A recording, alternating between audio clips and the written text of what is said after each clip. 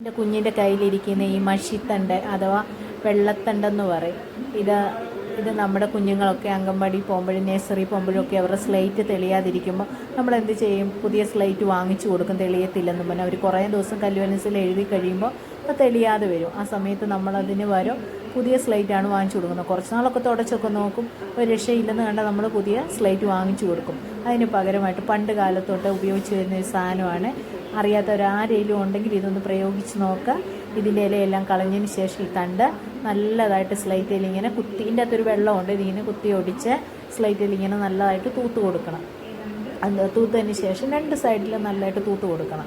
അതിന് ശേഷം അത് ഉണങ്ങിയതിന് ശേഷം ഒന്ന് എഴുതി നോക്കിക്കേ, നല്ലതായിട്ട് തെളിയുന്നതായിരിക്കും. നമ്മൾ വെറുതെ പൈസ കൊടുത്ത് പുതിയത് വാങ്ങിക്കേണ്ടതോ സ്ലേറ്റ് കളയേണ്ടതോ ഒന്നും ആവശ്യം വരത്തില്ല.